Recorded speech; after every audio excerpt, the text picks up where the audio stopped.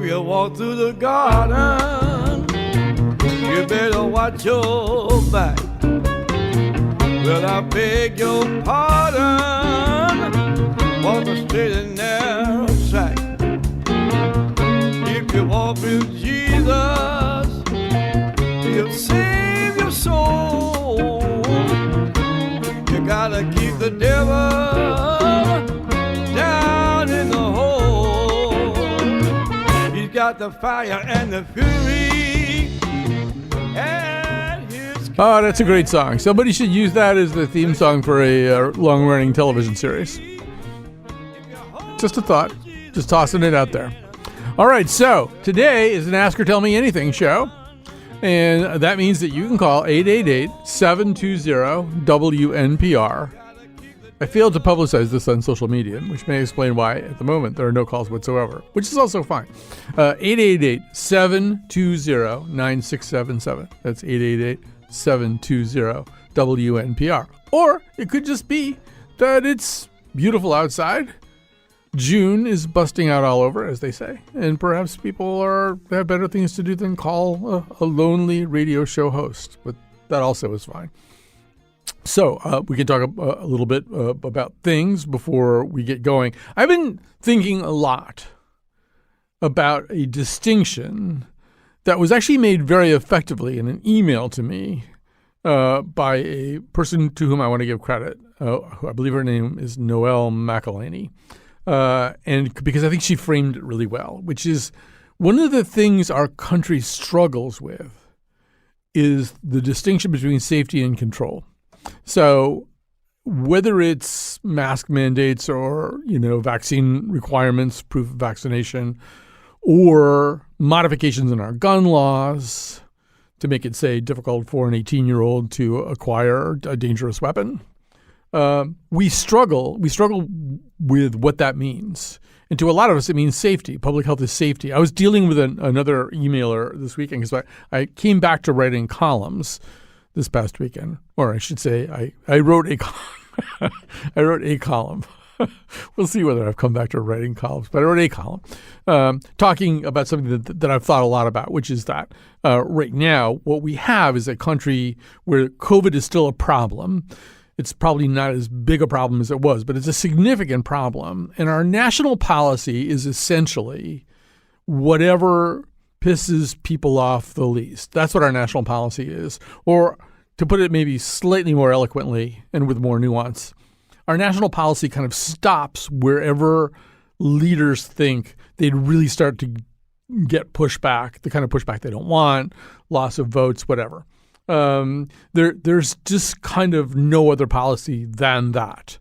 And there are a lot of reasons for it. But anyway, and one of the big reasons is that part of the pushback was sort of, unpleasant people standing up and yelling at Board of Education meetings and maybe even going to the homes of Board of Education members and boards of education being turned into this kind of battlefield. And then, when the judge dropped the mask mandate for transit in April, what happened was the airlines all decided to announce it on planes that were in flight, which is just incredibly unfair. I mean, unconscionable to the people on board who might have made some kind of risk-benefit calculation, maybe despite being of a certain age or having certain comorbidities or whatever, thought, well, if everybody's masked, it'll be safe. It'll be okay. In the middle of the flight, they decide otherwise. But why did they do that? Why were they celebrating? Because they were tired of hassling with people. The airlines and their employees were tired of getting into fights, hassling with people who would be defiant about masking. And we could go on and on. One of the leaders of the kind of anti-public health measures for COVID coalitions here in Connecticut for a while was doing this thing where he would invite some of his followers to meet him at a grocery store. This was during the time of mask mandates and no vaccines available. And they would show up at a grocery store unmasked, defy the mask mandate, and then some more assistant manager, some lowly paid or at least inadequately paid assistant manager would be in the position of trying to deal with them. And just all of this, and all of these people, whether we're talking about guns or COVID or something else, all of these people see any kind of mandate as control. whereas others of us see those same kinds of measures as safety-oriented, safety measures. The column that I wrote was about the fact that it clearly isn't going to work anymore just to sort of participate enthusiastically but calmly in a democracy. I mean, we really have kind of reached the point where the only people who get heard and noticed, it feels like anyway, are the people who just raise hell. And I talked in the column about ACT UP during the 1980s and how they really kind of transformed the circumstances of AIDS and AIDS patients by making the establishment afraid of them, afraid of what they might do. And that seems to be the way that you win these days. Anyway, and then there was like a guy, I don't know, a guy was emailing me talking about the real mask bullies, he said, were the people enacting mask mandates. So we managed to take the idea of bullying and state it on its head. Whereas, I mean, the mask mandates, safety measures usually are aimed at protecting the weak and vulnerable, which bullies tend not to do. I mean, to equate that with bullying really is to invert the notion of a word. And that's something that we're also struggling with these days. All right. So, but we don't have to talk about what I want to talk about. We can talk about what you want to talk about. The number is 888-720-WNPR. That's 888-720-9677. And here is Pete in Hartford. Hi, you're on the air. Hi there. Good morning, Colin. Good morning. Yeah. Or afternoon. My question, I was just wondering if President, the ex-president, if he had took down the helicopter, he had built a special concession, they had given him special concession to build so that they could receive Air Force One. And, at the end of his presidency, they said it would have been removed and resurred. And so I was wondering if you have any information pertaining to that. I don't have any special information about this. You're talking about the helipad at Mar-a-Lago. Correct. And this is a presidential amenity, which was built at his estate for Marine One. It's not Air Force One; it's Marine One. Obviously, it's a helicopter that can land there. And to the best of my knowledge, he's not entitled to that anymore. And meanwhile, I think it might be I'm just looking right now at a piece about it. I think it might be the town of Palm Beach issued a permit for the demolition of the landing. They don't allow private helipads, but they made an exception for Trump because he was president and he was at Mar-a-Lago a lot, and so he's got a helipad. But he's not president anymore, and so they rescinded his permit. Now, there may be a considerable subtext to this, including the fact that, they just may be tired of him in other ways. I don't know. Did you have a particular reason for asking about that? I tend to listen to you guys, follow the news, and this is just, one of my, I don't know. I was wondering what happened in that. Yeah, that's my understanding, and I'm hearing from producer Jonathan McPence that the helipad was actually demolished in February. But yeah, I mean that would have been the reason that he wasn't supposed to have it, except he was president. They made a special exception. He wasn't president anymore. Now, I mean, you could sort of say, well, ex-presidents are entitled to certain emoluments. You should pardon the expression, but. Apparently not in Palm Beach and apparently not for his helipad. But as I say, they may be sick of him in other ways. All right. So let's talk to Jim in New Milford. Hi, Jim. You're on the air. Hey, Colin. Really big fan of your wonderful show. I got a couple gripes I'd like to throw out there. One, humans are animals. And I hear so much from scientists even where they're doing tests and they say animal tests and human tests. And I blame it a lot on religion forever. And I think it's a real problem in our society that most of us, I'm generalizing, don't feel that humans are actually animals. And we are just one of 5,600 mammals on this planet. Right. Are you sure I think you're right to some degree. Obviously, there's a kind of an exceptionalism, an anthropocentrism that's hard to miss. But some of it is also, there just isn't a really good word, right? It's unwieldy to say non-human animals. Yes. So, I mean, it's maybe a combination of two things. The sense that we do think of ourselves as some kind of superior species. This sort of comes back to something we were talking about last week. I can't remember anymore what show this was on or why we were saying it, but there's Tom Robbins in one of his novels has this whole thing about how humans think that they are superior to all other species because look what they did. They built rocket ships and they built New York City and they built cars and they did all this stuff, and they're superior to dolphins because all dolphins do is swim around and frolic in the water. And that dolphins feel that they are superior to humans for exactly the same reason. Sometimes it's sort of the perspective you have. Did you have another gripe? I'm going to authorize a second gripe. Thank you, sir. It seems to me every year, and especially this year, I am seeing more and more of those little yellow pesticide signs on rural yards. And I really, really wish people would think twice about having their yard sprayed and wiping out the bottom of the food chain. The mosquitoes are just going to fly into your yard from your neighbors anyway. Right. No, totally agree. Also, we don't like mosquitoes, but I think we're better off trying to keep mosquitoes off us. Mosquitoes get eaten by bats and all kinds of other things. You're right. It's the bottom of the food chain. There's actually, I do want to say one thing about this because, yes, I guess I can mention this. My neighbors have one of those kind of high-tech Star Wars looking or Star Trek looking bug zappers. I could just sort of see it sort of down the hill from where I am. And I could hear it. I could hear these insects being annihilated at night. And I'm thinking, they're not even sitting outside. They're just killing bugs. They're just killing bugs because they just don't like bugs. But if you're sitting outside, the best thing you can do, they're a little bit expensive and you could rig up your own. An outdoor fan is what you need. If you just keep the air kind of blowing around where you're sitting, bugs are not going to bother you. And all this other stuff, bug zappers and spraying your yard and citronella candles, you name it, none of it works very well. So get a fan. That's all I would say. Well, listen, anything else? Would you like a helipad permit for New Milford? I think I could arrange that. Our town, and I don't know why, of roughly 20,000 people about 2 years ago, we got a police helicopter. And besides over our Memorial Day parade, it flying low over playing patriotic music, I'm not quite sure why we need the thing. So no helipad for me in New Milford. Colin, right. Thanks for all you do for the brains in Connecticut and thereabouts. All right. I don't really probably do very much for brains, but I'll take it. I'll take any kind of compliment today. I'm feeling insecure. Here's Jordan in Norfolk.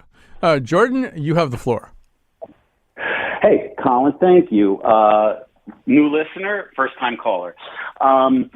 Here's my question. Well, here's the backstory. I moved to Connecticut, the northwest corner of Connecticut, a deeply hilly and rural place about 2 years ago. And because both the internet and electricity are not fully dependable around here, and there's no cell phone where my house is, no cell phone reception, I had to get a landline. And in fact, I got an old-timey landline with the 3 copper wires that has its own electrical power. And I have an even old-timey touch-tone phone on the wall for it. The question is, how do you know when using a landline phone in Connecticut, which numbers within your area code need a 1 in front and which ones don't need a 1? Because I have made numerous calls to nearby Torrington, for example, and sometimes if I don't dial a 1, I get a recorded voice telling me I must dial a 1. And then other times I'll call other places in Torrington and I'll put the 1 first and I get that crazy tone that then tells me there's no such number, which tells me to redial it without the 1. So I'm wondering if there's a rule and if anybody knows it, I figured you would know it. No, I won't know it. But to me, this is like, in a delightful way, I want to say that. In a delightful way, this is like somebody calling me up to talk to me about his problems he's having with his cuneiform tablet. It's just like the clay gets too hard too fast. It's just like so long since I thought about any of this. But it's a terrific question. So I will say another thing about that, which is there used to be, and our new newsroom director, Eric, it comes from this station called KERA in Dallas. And quite a few years ago, like maybe 2018, I'm driving around Texas. I was out there to give a speech, but I'm driving around the vast expanses of Texas, and I was listening to KERA, and they had this show, which they don't have anymore, that was just people calling up with questions like the one that you just asked, and then the listeners would answer. They'd call up and they'd give you the answer, and it was. That doesn't sound too interesting, but it was riveting. The host typically didn't know anything. He was just sort of good at kind of keeping the flow going. He was sort of the conductor of the railroad station of information. So this is that kind of question where I don't know the answer, but somebody will. The one thing that I can tell you is the day will come when you'll be really happy. I think this is still true, that you have copper all the way back. Because Arnold Chase, who's been a longtime member of our board, and I think still is, he's kind of an expert in disaster preparedness and stuff like that. He said he's always used to tell me copper all the way back, because as you say, it's got its own electricity, right? Definitely. Yeah, and so that's really good. Listen for any responses on point, and right. I will call in on the next open show to ask you about property taxes on your automobile, because that's a first for me as well. Since you're new to town, I don't know, have they taught you the Norfolk cheer yet? No. It goes like this: we don't drink and we don't smoke. Norfolk, Norfolk, Norfolk. All right, we have to take a little break right now, and we will be back.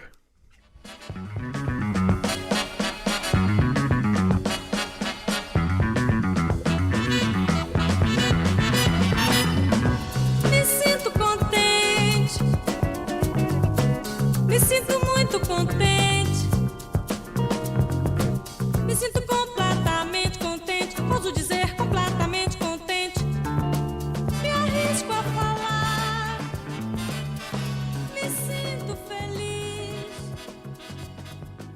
Me sinto muito feliz.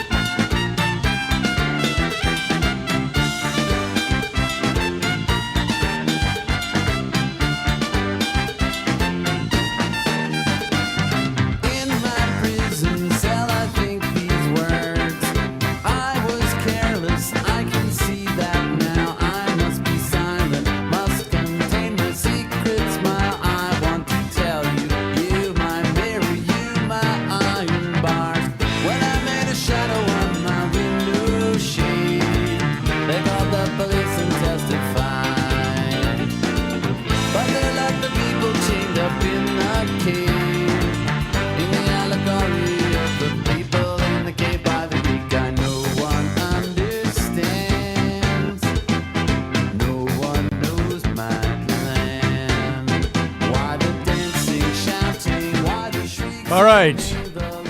One reason we play They Might Be Giant songs, in addition to liking them, is that every time we do, a little bit of the life force drains out of John Dankosky. He does not like them. I mean, he really doesn't like them. All right, so we're doing Ask or Tell Me Anything. I've got about 7 minutes right now in this little segment, and then we are going to take one of those pledge breaks. It's very short, and then we'll come back and we'll do more phone calls, all that kind of stuff. But let's go to John in Torrington now. Hi, John. Hey, Colin. John, I'm the Listen More guy. How are you? You're the which guy? Listen More. Oh, Listen More. I figured it was probably you. So we have a lot we need to talk about. Yeah. The first thing we need to talk about is when you call Norfolk, do you have to dial 1? No, not to my knowledge, no. All right. That was a big issue before I got on, yeah. Yeah, I know. Well, that was so perfect because he said Torrington. He said, I bet maybe it's certain parts of Torrington. Yeah. Okay. We haven't really straightened that out yet. But somebody who knows the answer to this whole dial 1 question. Okay, yeah, we'll be working on it out here. 888-720-WNPR. 888-720-9677. And if we don't solve it on the show today, you might run into John in the line at the bank or something, and he'll ask you the question, and you can tell him. There you go. All right. So, what do you want to talk about? Well, the Uvalde situation, Colin. I just want folks to understand that I think the political dynamic has really shifted because of all the incredible work that the Newtown survivor parents have done, and by that I mean they held Remington accountable financially, and they won in court. Yeah. I mean, I think it's not just them, but I think Parkland, those kids in Parkland get a huge shout out here too. But continue. Yeah, I wasn't aware if Parkland won in court, but here in Connecticut they actually defeated Remington in court, which has set a precedent. And a lot of folks, I guess I am the listen more guy, but when you bring up a gun issue, with someone you don't know, it can cause a lot of adrenaline. However, if you bring up Uvalde, it's just different, emotionally different.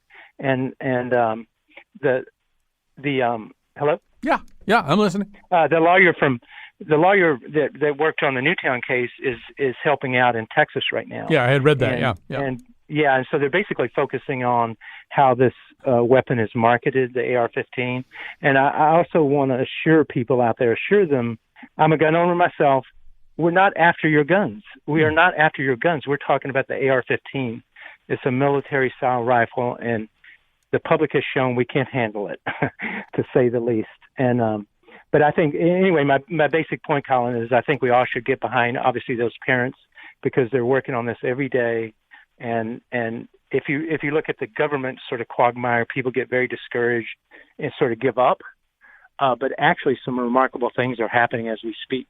Right. No, I agree. Very, very and one thing that I've been thinking all along, haven't had a chance to sort of express this, but, when these things happen and then there's this kind of, well, nothing's going to change. Nothing's changed. Nothing ever changes. Nothing's going to change. And I understand where that comes from. And I think in a kind of global way, it's kind of true. I mean, in a kind of big way, it's kind of true. But really, one thing we know in Connecticut is, yes, there was the decision that you talked about. There was also, ultimately, there's been a series of actions against Alex Jones, which have been somewhat successful. Yeah. There was the reform of Connecticut state gun laws, which I think was significant. And if you look at all this stuff kind of that way, I mean, I don't think the Parkland people have won any big court cases, but they've changed a lot of things. And the fact that those kids took the story into their own hands and got into the streets and got really smart about social media and also about conventional media, and insisted on telling their own stories and doing their own lobbying and have stayed with it. This is 2018, so they're still doing it. I think that's a big change too. I mean, the changes are not happening in Congress, but they are happening in other places. So first of all, keep listening. That's where Keep listening. We might have to use you as a special political correspondent during the election season. You'll have to go back to what John has done in the past, we should say, is during the 2016 campaign, what he would do is if he was just standing in the line at the bank or, if somebody came to fix the furnace or whatever, he would say in the most neutral way possible, what do you think about this election? What do you think about this election? And the answers he got, which he would then send to me, were a more comprehensive and, penetrative view of what was happening than I had. And he was one of those things where everything that the political journalists did, including me, I was sort of more of a political journalist then than I am now. We did it all wrong. We asked the wrong questions. We listened to the wrong people, and we didn't understand what was happening.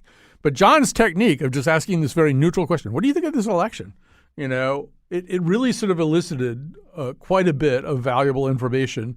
And if I'd paid more attention to that and less attention to everything I was reading, watching, and listening to, I would have understood what was going to happen on Election Day in 2016. Meanwhile, here is Cheryl. We may have an answer here. Hi, Cheryl. You're on the air. Oh, hi. I was calling back for the previous caller. Yeah. I'm Cheryl from Plantsville.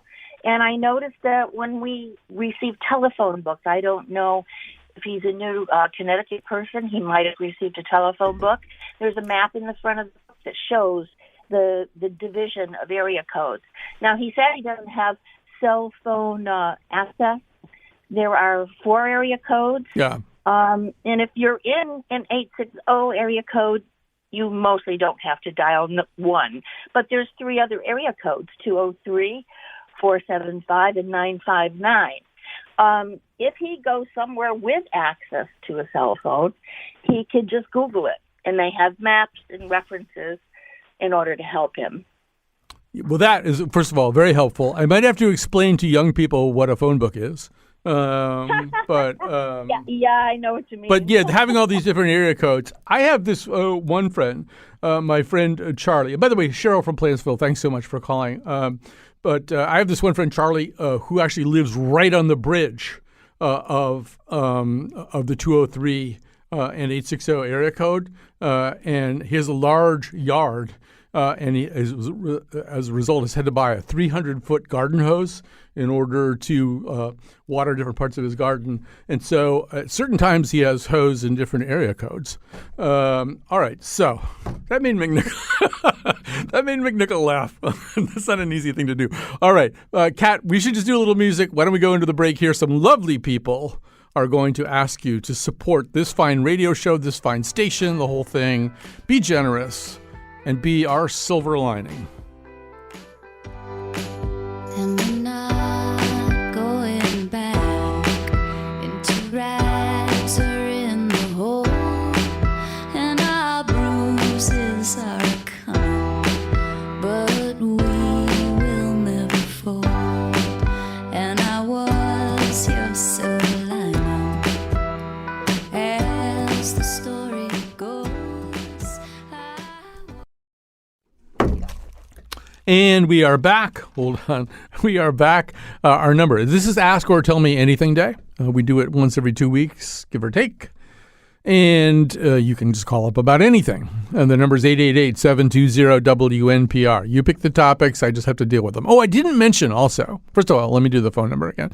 888-720-9677. That's 888-720-WNPR.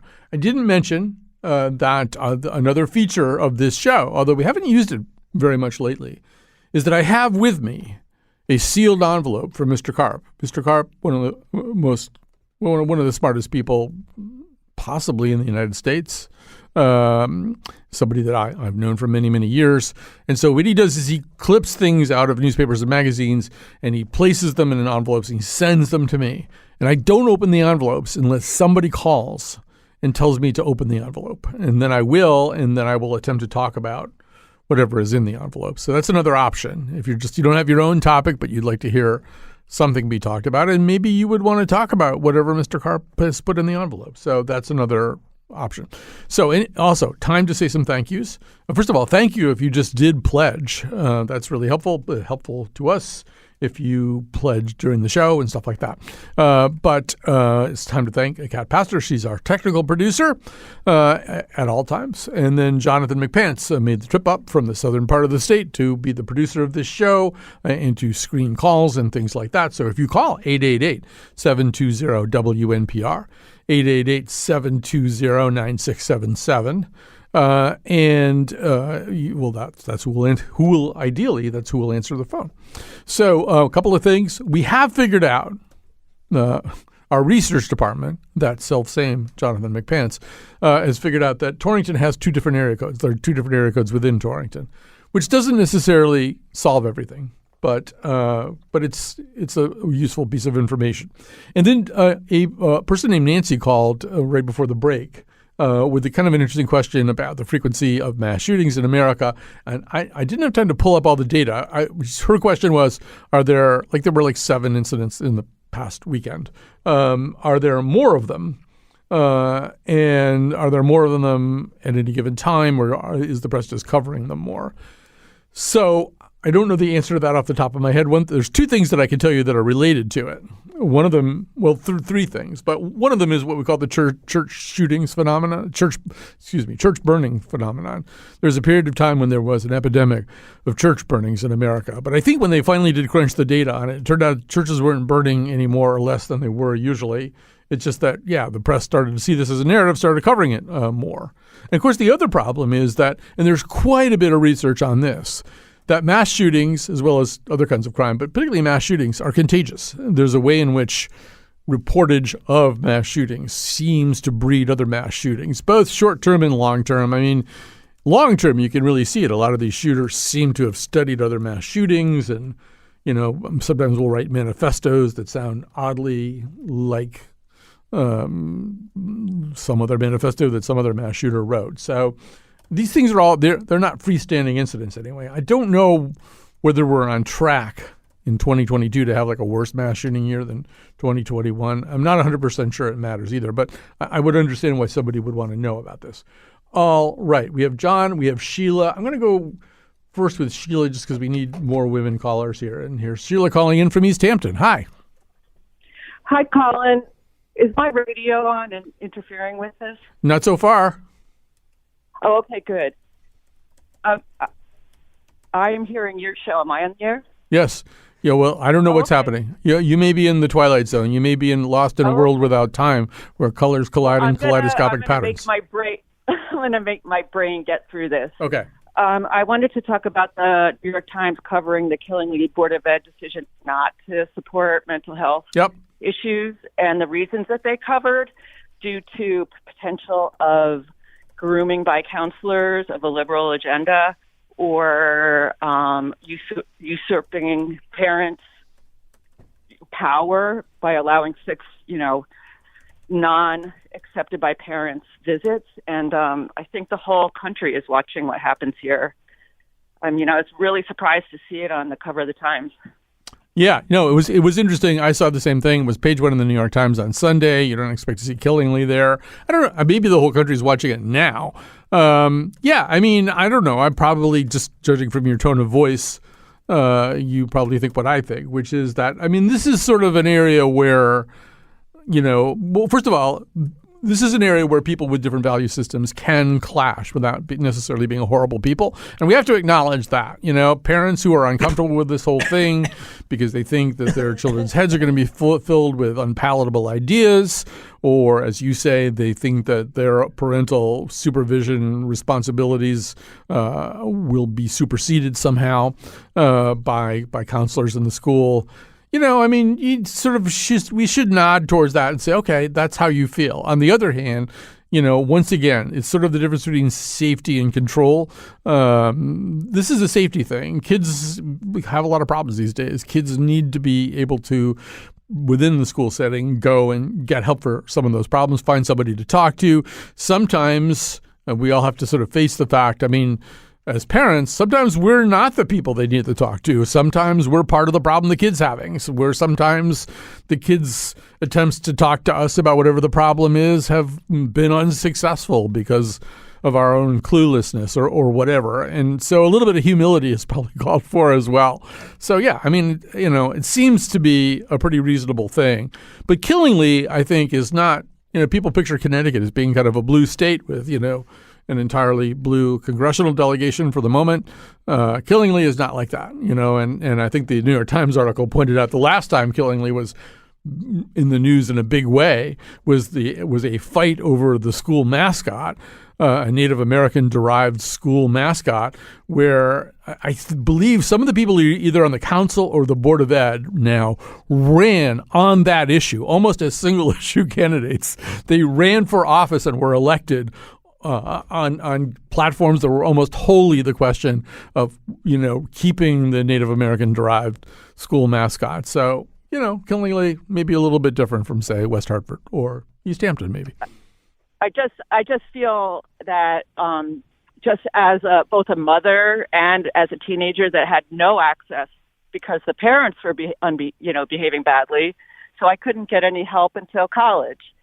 And right. So I just really hope that this opens some eyes. And if you're a parent and you're not doing anything really awful, you should want this for your kid. I wholeheartedly agree. But I also know we have to find some way to have better conversations too.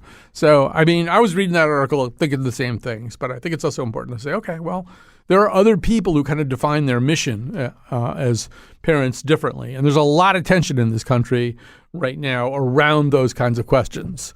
I don't know. We can't just blow people off. We have to talk to them, listen to them, try to find some kind of consensus. All right. So, let me go over to Jessica in Barkhamsted. Then we'll come back to John in Hartford. Jessica, hi. You're on the air. Hi. Thanks so much for having me on. Well, we're thrilled to have you.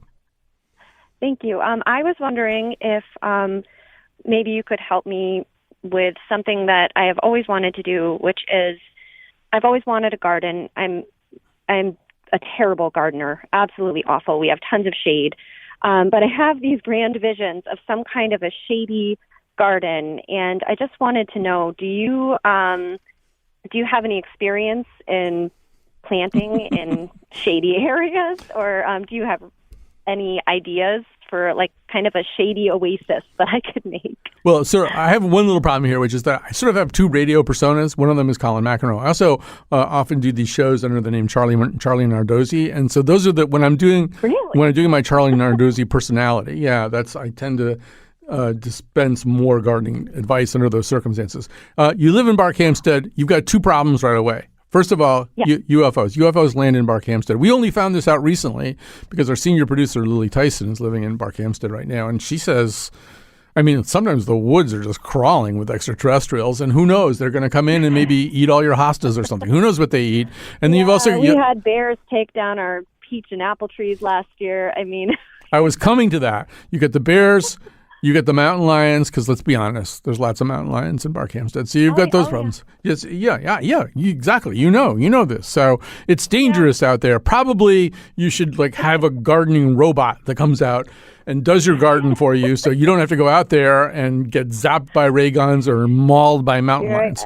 But I don't know too much about. I mean, you should call somebody or talk to some. Well, one thing that I can tell you, if you go to just a halfway decent nursery, the plant kind of nursery. If you go to a halfway decent nursery and explain this whole thing, people are great. They I don't really know, Warner and Simsbury is probably the closest one that I know to where you are. But those people are great, and they know what they're talking about. And you could even just take some pictures of your yard, or take just some pictures of the area you want to plant at different times of day. I mean, I don't know whether they even want to deal with that. But if you get somebody really good at a nursery, they will certainly help you. And I don't know, you're trying to just bother somebody, some poor. That's what they're there for. They want to do that. No, you're right. They want to do that. And they're waiting for somebody with an interesting question.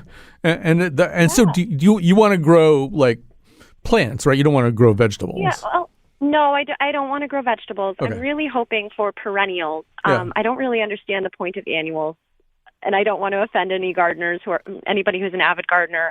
I hear you. I just want them to come up every year. Right. You don't have to buy a whole bunch of damn petunias every year, Thank you. Yeah, I know. I totally get that. All right. You're gonna do great. This garden is going to come out terrific. And if you want some more details, the next time I'm being Charlie Nardozzi, I have to dress up. It's even though it's radio, they make me dress up differently when I'm Charlie Nardozzi. I have to wear the straw hat and overalls and this kind of stripy shirt and stuff, and it's just different. I look like Linus, but sort of old. All right, so here is John in Hartford. Hi, John. Hey, hi, Colin. Because on where we live today, Lucy's show at 9:00, they had the child advocate on, talking about the children's mental health crisis in Connecticut, and she was advocating for more funding for mental health professionals. But they never talked about what is causing the children's mental health problem. And it's my belief that the children share the same mental health problems, or different. Their problems are caused by their parents. Their parents are not raising them to be emotionally resilient. Their parents themselves are not emotionally resilient. And I'm wondering why the current generation of children and adults are less resilient than their ancestors. Well, I mean, the question assumes facts, not in evidence. Certainly, Philip Larkin, any number of years ago, the poet Philip Larkin addressed the phenomenon that you're describing, but not involving these two particular generations. I mean, I think that idea has been around a long time. I'm unfortunately not able to quote that Philip Larkin poem without losing my job. But so I don't know. I mean, I think what's happening right now. Do you think there is the child advocate is exaggerating the mental health difficulties? Oh, no. I'm just sort of saying I don't think that it's so easy to say, they're having mental health difficulties because their parents haven't taught them to be resilient, because their parents themselves are not resilient. I think I don't have the problem with the first part of the statement. It's the second part of the statement, the because. I think the because is pretty complicated. And I think, kids also, they have mental health problems now because they just lived through a pandemic and not all the way through a pandemic, and because they live in a terrifying environment where they and their parents are scared to send them off to school in the morning because of all of the madness that we've been talking about here today. They are dealing with a world in which, as they get a little bit older, they become aware of the fact that the climate is deteriorating, that they may be inhabiting a planet that is beset with travails that have never existed before. There's like a lot of reasons why you could be scared and worried as a kid. And some of them involve your parents and some of them don't. So I don't know. This isn't something that we can really deal with in 2 or 3 minutes. And anyway, the nice people are coming back very, very soon to ask you to support this public radio station. So please do that. Call in, or you can go to ctpublic.org and click on donate and donate. If you do it right now during our time, mention us in your comments. It's good for us. But anyway, thanks for listening today.